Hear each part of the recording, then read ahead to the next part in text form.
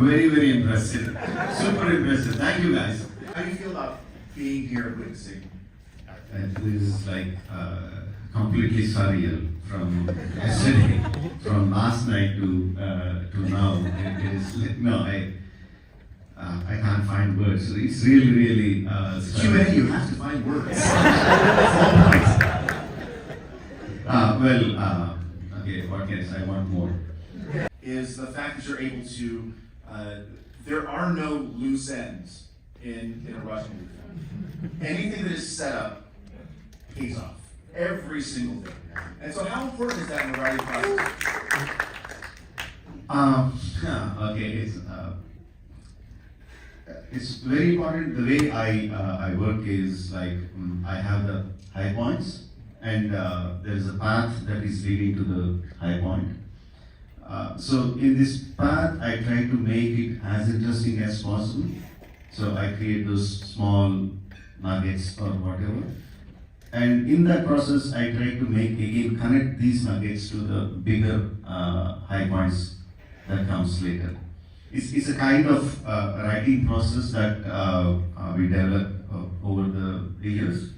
So I love it a lot, but I think there is one loose end in Bahubali 2, which says, as the rolling title goes off, so a small kid asks,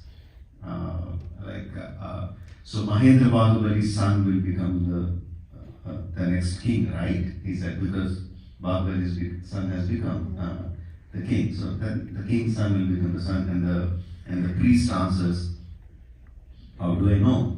It is the Lord Shiva who decides the thing. So that's a kind of thing which is saying that there is more to the story. With all of your films, is that it seems that you in writing compelling villains as you are compelling heroes. How important is that when you're writing process that you create a villain who is a true foe for your heroes? Absolutely important, Josh. I can't stress the importance of creating the villain. In fact, I take more time. I spend more energy in creating my villains as best I can do. Because once the villain is created, all the hero needs to do is beat him. So in Bahubali is the title character. Bahubali is the hero. Bahubali 1. The film is named after him, but he was not the first creator that was created. First character that was created. Bhaladeva was created. Sivagami was created. Kattappa was created. Then in the process of tying these threads, we created Bahubali. So for me, villains are very, very important, and I think you know the answer. To date, my best villain is Sudeep. Almost because I also don't see, like you're saying, Baladev is a complete villain. He's opposite. So also that because Balladeva is not like a real villain. He is like an opponent to Bahubali, but Sudeep in eega is the real. So Balladeva was the Sudeep was the kind of villain that you really want to kill them. Sometime before, I think the last time I watched eega was almost 7 years back or something. So just sitting there and watching, I really didn't want to go. But this guy said I had some meeting, I wanted to kill him. And then after the meeting was over, the film was also over here, and he comes back to me and says, we all cried in the theater after watching the reception. You should have been there. And I really wanted to kill him. So yeah, it's amazing. The villain characters, of course, today he's the villain, but generally villain characters are the way to go forward for me. Coming to that point, on that point, one thing I want to say about acting without having a character in front, which is not actually difficult for the actors because all the time the actors are in their own kind of space. Suppose there's a two shot, we both are talking and I can talk to you, but if I want to put a camera here and take my close up, then I am not talking to you. I have to imagine you in my mind because all I can see is a cameraman, camera, all the people holding cutters or lights around that. I can be seeing you. So still I have to act. But the actors have understood how to do that. But in eega, there is no actor, there is just a fly, and the fly is also not there. And I will be saying the fly will be doing this kind of stuff for you and you have to act to that. Now imagine you had to act to a fly that is flying around in a path that I imagine it to fly, not what you are imagining. So that makes it even more difficult. And I think Sudeep really has to have some kind of power to look into the director's mind and understand what I'm seeing. He did a fantastic job with that. Nani as a fly. So how did you sort of conceptualize all of the, the birth of the fly, the bubbles are incredible, that scene of the bubbles, the tennis ball, the shoes, all that stuff. How do you communicate that to your crew to have them be able to create what you're thinking? One thing is we see a lot of references of the films that are done before to understand the scale difference. It is unimaginably big, the scale between a fly and a human being. So first we need to understand that stuff. Then we do the storyboards, concept arts, previews, and do all that stuff. The difference between previews and actually shooting is like in previews you don't need to worry about your lenses, your camera movements, everything. But now when we get to the real shooting spot, so in previews the camera can go as low as possible. But in real life, the lens will restrict your movement and how low you can go. So obviously even the camera lens is much bigger than a fly, right? So then we got lenses, some probe lenses which are smaller so they can come really go low onto the table. But the problem with the probe lens is that the depth of field is very low. So it is like you get the depth in centimeters. So if I place the camera there, then everything is out of focus, then we can't see the scale. So to increase the depth, the cameraman has to really pump in the light. Really pump in the light. And it is a hot oven to sit in that spot.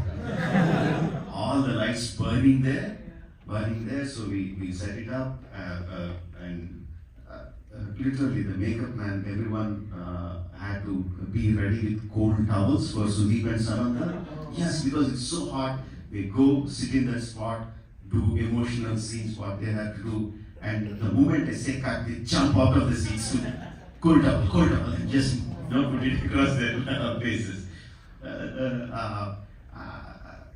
I mean, Sendil did it, and any time we place a close-up along with eega, they used to glare at Sendil, and Sendil is a guy who doesn't care about what the actors feel. In fact, he doesn't care about what I feel. He just wants to get his visual right. So how is it to scale that up to not only a feature, but this immense duology of films? From the beginning of my career, I thought if I get a very big successful film, I shouldn't immediately jump onto another big film because everyone will expect me to do the same thing what I did in the previous film. So if I keep continuing that, then I'm making the same film again and again essentially. So when I got my first big hit, Simhadri, my second film, so I could work with any top star after that film, but I chose to work with students, college students, and picked up a game of rugby which no one knew in India and made a film called Sai.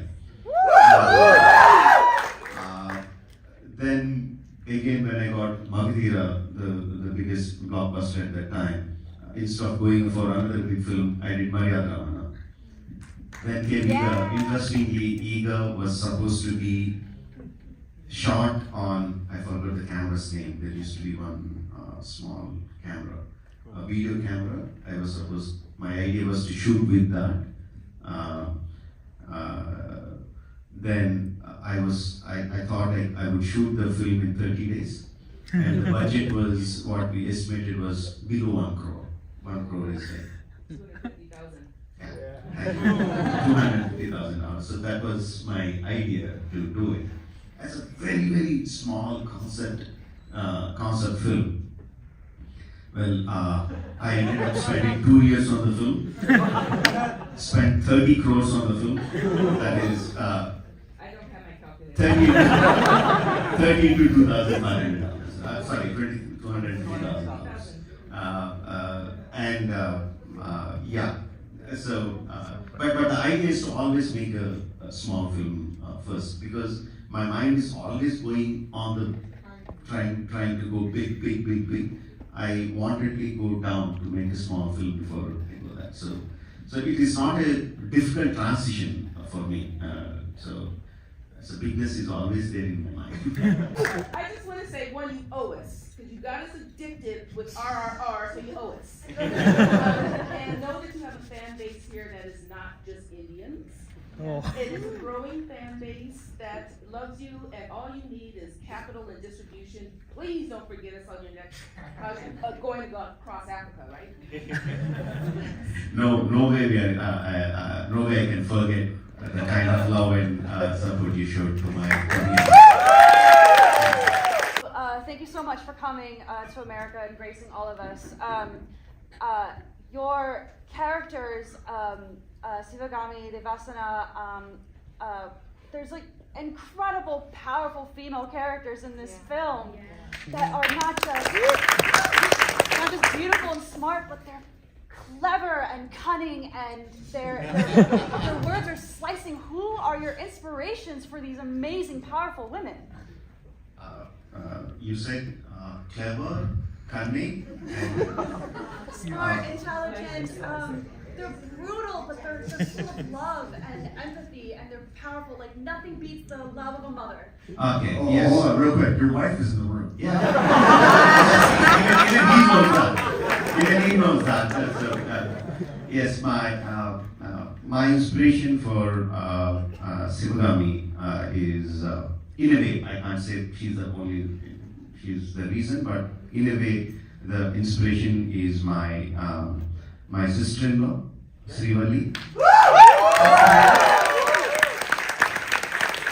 My inspiration for Devasena is my wife, Rajamouli. I don't say I have modeled them on them, but yeah, unknowingly they influence my life a lot. Focus on the villains first, which makes sense structurally, but I'm wondering, in terms of like conflicting them with the protagonist, but I'm wondering if the villains come first, or like the concept or a set piece or the idea first, because like Egg is a very specific idea. Did you come up with the villain for that first, or the just concept of the reincarnated fly first? For each film it is different. For eega, obviously it's a concept. But in the concept itself, there is a villain. The concept of eega is like, there is a nice boy who gets killed by a villain, and the boy is reborn as a fly, and the fly wants to take revenge on the villain. So in the concept itself, the villain is there. When I said I spend more, it's not necessarily the villain comes first, but I spend more time and energy in designing the villain first. Again, in Bahubali, during Bahubali, it is Baladeva who came first, not Bahubali. So, and in Bahubali is also not a concept. It's not a concept film. It is a big palace intrigue kind of film. So in Bahubali, we created the characters, then started weaving the story around those characters. So each film is different. Yeah, I think. Yeah. If you want to be an 82 some director, I want to rule out Mel Gibson and Puri Jagannath. So if you want to work as an AD to any director, dead or alive, who would come? Who's it come? I mean, you told me No. two choices. I mean, these two people are something that I really can learn from them. Mel Gibson, I want to watch him work and see how he's designing things. And Puri Jagannath, I want to see how in the world is it possible to come up with ideas that are so compelling and shoot them in that short period of a time. So those two things I really want to learn. If it is not that, who would, I mean, there are so many names. The one name that comes to my mind immediately is, many of you might not know, it is a great director from Telugu called K.V. Reddy Garu. So he made great films. I mean, in a way, he wrote the screenplay, the screenplay master class for how a commercial film should be in Telugu, way back in 1950. So I respect and I adore him a lot. Yeah, if given a chance, I would like to assist K.V. Reddy Garu. I was wondering if there was a genre of film that you haven't done yet that you would like to try. Yeah. But it is horror. I haven't done horror, and I hate horror. I don't want to. Science fiction, but again, there are few films. I have seen very few horror films, but I have seen some. I don't know whether you call it horror or not, but Omen is a great film. I love that film. And I can't remember which other films that I've seen. Then recently I've seen, not recently, a few years back, I've seen Paranormal Activity. I loved both the films. I think I like horror. I like to see horror, but without all the ghastly faces. It's suddenly something coming out of the closet, and I don't like that kind of horror. But as a concept-wise, if I can make the people feel the horror, yeah, maybe I should try that. Directing The Fly itself, did you have like the actor who played Nani? Did you use him at all to like direct the CGI fly, or how'd you do that? No, I didn't do that. Interestingly, we were writing the story, writing the scenes. As we were developing the scenes, when we think about how we are going to shoot, the questions that arose in the writing department, in my HOD department, and said how, okay, the fly gets angry at this point, so how do I show the anger? So the most obvious thing everyone suggested was that, okay, you go very tight close to the fly and we show Nani's face posted on the fly. I said, no. Then started some more sessions of we go very close and we go to the fly has a very big multiple hexagonal lenses eye. We can have a kind of black dot like a grasshopper has, so we can play with that and show the expressions in the fly. No one knows whether a grasshopper kind of eye is existing on eega or not, a fly or not, because no one has seen it. Very few people would have seen it. I said, no, that's not going to happen. When you go tight close up to the fly, it will look like a fly. So how are you going to show it angry? I said, that's not my job, it's the job of the animator to make it. As a director, this is how I want it, and they need to figure it out. And they did figure it out. Yeah, they put all that. Do you have any interest in doing some boutique label physical releases, Blu-ray? Oh, and John, yeah. you make that happen. Yeah, I mean, for many years, I thought that was completely gone, extinct. I thought it has gone extinct because in India it's definitely gone extinct because there are streaming platforms, there are digital releases, there are YouTubes or whatever. But recently when I came to America, our friends started telling me, no, it still exists, not just in America, many parts of the world, it still exists. Home video, Blu-ray DVD is a big thing. Now I don't know what are the deals with the streaming platforms. If we have the rights, we will definitely release, but I don't know what are the deals that are made with the. You think you could have done something different in any of your earlier films with the experience that you've gained so far? So many things, and me and my line producer, who also happens to be my sister-in-law, sitting in the back seat and constantly complaining to each other how many shots we got wrong in the future. So yes, of course, there are many things that that can be corrected. Yeah, almost given a chance, I correct so many things that I can. The only thing I can do the rest of my life is go correct them. So I think better I make new films rather than correcting them.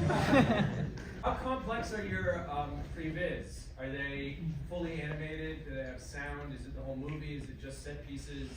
How much do you do and are they 3D animated? Are they a series of stills? Do you do timing? What is that process? So pre-visualization essentially is the meaning of the word. Before we get it onto the screen, we visualize it how it needs to be. So that can be done in many ways, as you know. We do a lot of previs. Sometimes it's concept art, sometimes it's storyboards, sometimes it's animated storyboards, sometimes it's previs. Previs usually is not a very low poly mode, but at the same time it's not very high quality also. It is just enough to for everyone to understand what is the kind of lens, what is background, what is the actor doing, to understand that. We do a lot of stunt whiz, especially when it comes to the action sequences. We get our stuntmen to perform the whole stunt sequence. Not one shot will be shot without doing on the stunt whiz first. So, and most interestingly is that if it's a simple scene, even if it's a simple scene, I will make my ADs act the scene and place my camera, shoot it. So that's also pre-visualization. We are pre-visualization. So I think we have made the film at least 99% completely on previs before it's actually shot. The complexity of previs, I think just 1 or 2 episodes, just to get the hang of it, we go for the high-end previs. On YouTube, you can find the high-end previs we have done for Beam's introduction when the tiger chase. That's the extent of high-end previs we go for, but we do that for very few scenes, not all of them. The music in your films is incredible. When does the scoring get involved? Is that all later, or are you building sequences to match some of the themes that you get early on? Again, I think it looks like all you guys know everything about me and my films, but for people who don't know, the music director of all my films happens to be my elder brother, my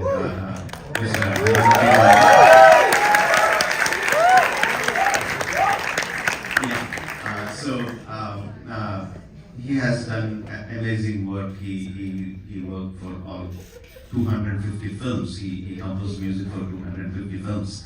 There are 2 components of Indian films. You notice that there are songs and there is background score. You're essentially asking about background score. I love working with my cousin, with my brother on the background score. So I'm very particular about what kind of music I need, where it should start, how it should end, and I give him very little freedom in doing so. And there are times when we pre-recorded the music. For example, Bahubali intro sequence, the whole coronation sequence. The music was pre-recorded, and we shot the whole scene for the music. So there are times sometimes that I do work that way, but most of the time we shoot the scene and then like in a regular process do the music. But one thing that my brother does is that if he feels the music is not playing out the proper way, he asks me to re-edit the scene. So I did that many times. I don't do that also many times, but sometimes I do that. On the other part of it, when it comes to the songs, I'm very bad at judging a tune whether it becomes a popular chart buster or not. So in that case, I give him more leverage. I don't say this is the one I want, but at the same time, okay, probably you don't know this or don't know this. The sound supervisor of the film Kala Bhairava is my brother's son.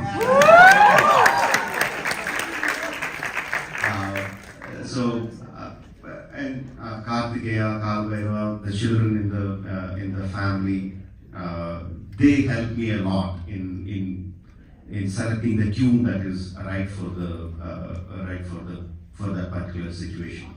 Yeah, the only person that we completely disregard when it comes to the songs is my wife. She hates music. The question is how deliberate is it, or what's your approach? There are two things. Many people think Hinduism is a religion. It is in the present context, but before Hinduism, the religion, there existed Hinduism, the Dharma. How do I say it? It is a way of life. It is a philosophy. So, if you take the religion, I am also not a Hindu. So, if you take the Dharma, I am very much Hindu. So, when I portray in the film, what I am portraying is actually a way of life that existed for many centuries or eons behind. So I try to portray that. If you see RRR, when Ramcharan, after he turns into almost before you see him in that saintly get-up, he utters a Sanskrit verse. No, Karmanyavadhikarasya Mahaleshu Tadashana is a Sanskrit sloka from Bhagavad Gita.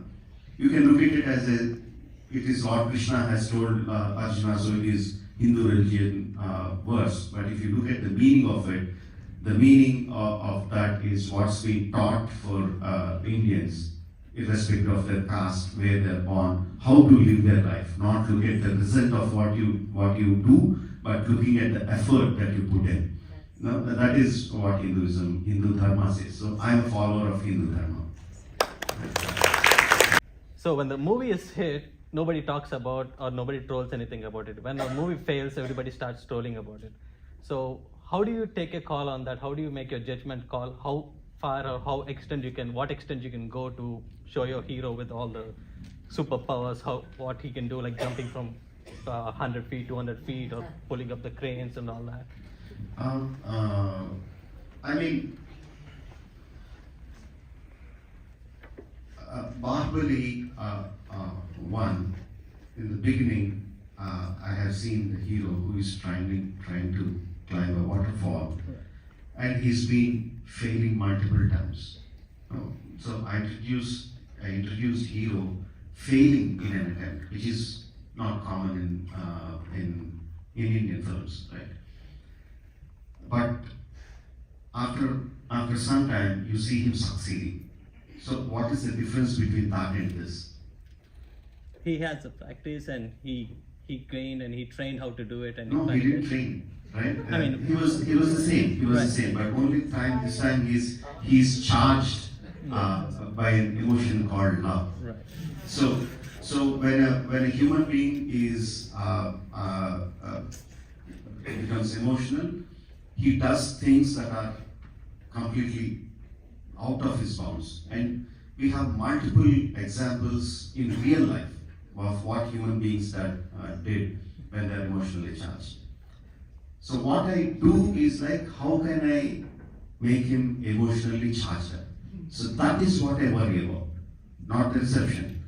Karmanyavadhikarasya.